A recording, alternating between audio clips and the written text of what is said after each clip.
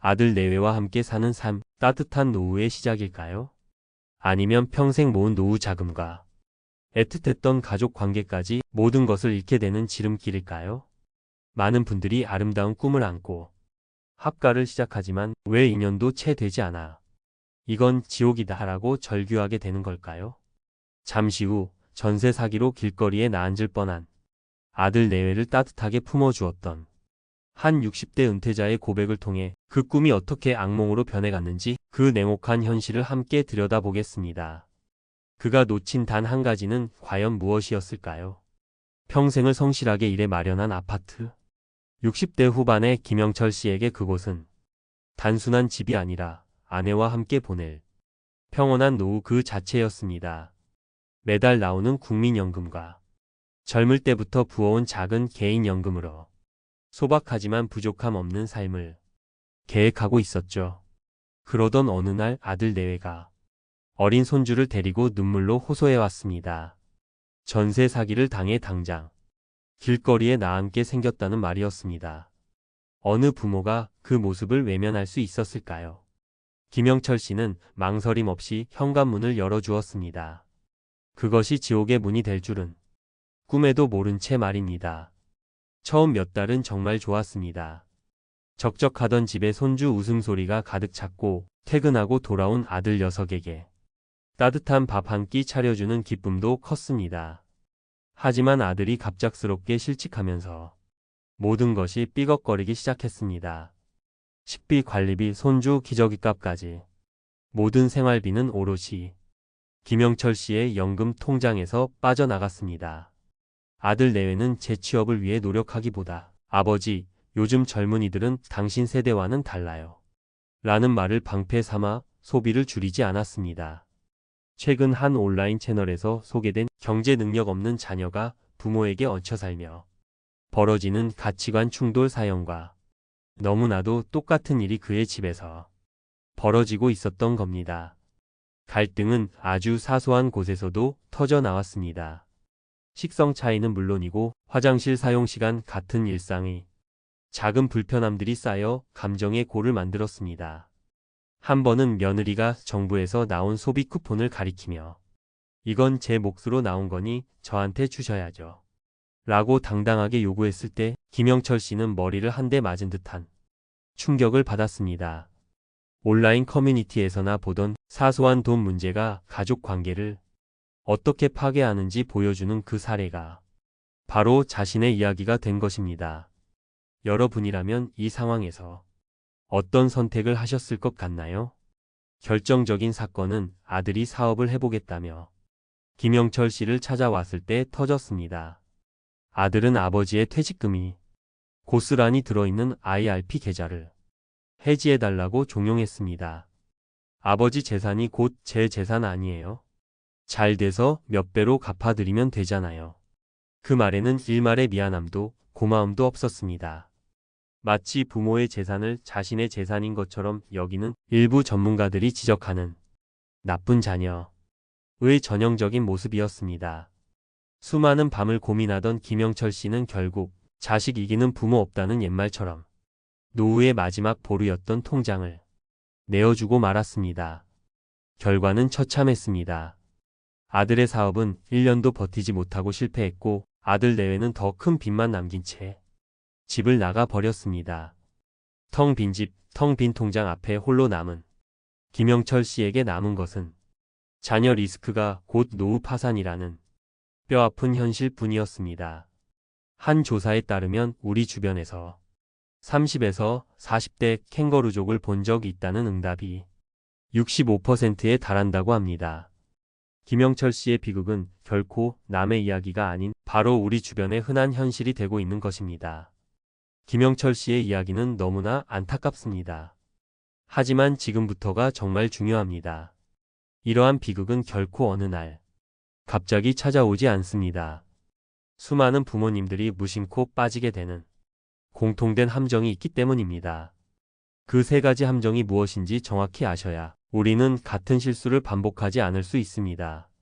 첫 번째 함정은 설마 우리 애는 아니겠지 라는 막연한 믿음과 규칙의 부재입니다. 우리는 자녀를 믿습니다. 하지만 그 믿음이 최소한의 규칙을 대신할 수는 없습니다.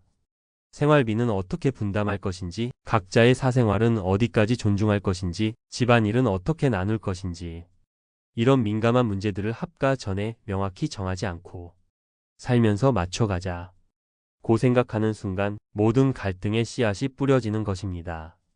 두 번째 함정은 부모의 끝없는 희생, 이 자녀의 당연함으로 변질되는 것입니다. 우리 부모 세대는 자식에게 모든 것을 내어주는 것을 사랑이라 배웠습니다. 하지만 그 희생이 반복되면 자녀는 어느새 그것을 부모의 의무이자 자신의 당연한 권리로 여기게 됩니다. 실제로 한 설문조사에서는 성인 응답자의 57%가 결혼한 자녀에게도 재정적 지원을 계속하겠다고 답했습니다. 이 가슴 아픈 현실이 바로 부모의 노후를 갉아먹는 조용한 암살자가 되는 것입니다. 세 번째 함정은 재산과 상속. 문제를 너무 일찍 그리고 너무 가까이에서 노출시키는 것입니다. 합가는 필연적으로 부모의 재산 규모와 현금 흐름을 자녀에게 그대로 보여주게 됩니다. 이는 자녀가 부모의 재산을 자신의 미래 자산으로 착각하게 만드는 아주 위험한 환경을 제공합니다. 심한 경우에는 부모의 카드를 몰래 쓰거나 더 나아가 부모의 재산을 미리 빼돌리는 최악의 상황까지 발생할 수 있습니다. 그렇다면 우리는 어떻게 이 지옥의 문턱을 넘어 모두가 행복한 가족의 길을 찾을 수 있을까요? 지금부터가 진짜 해답입니다. 합가를 지옥이 아닌 천국으로 만드는 반드시 기억해야 할 4가지 철칙을 말씀드리겠습니다.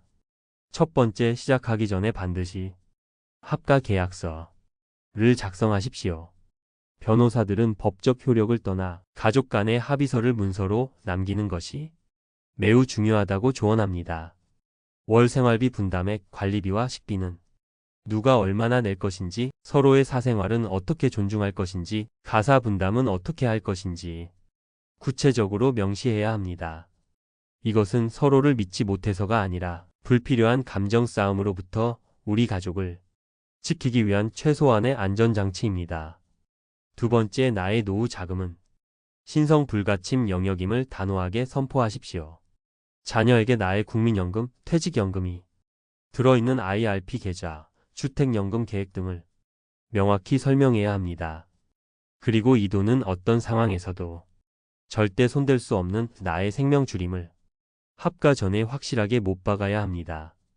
전문가들은 자녀에게 재정 지원을 하는 만큼 똑같은 금액을 부모 자신의 노후 준비에 써야 한다고 강력하게 조언합니다. 세 번째, 재산 문제는 투명하게 공개하되 결정은 단호하게 하십시오.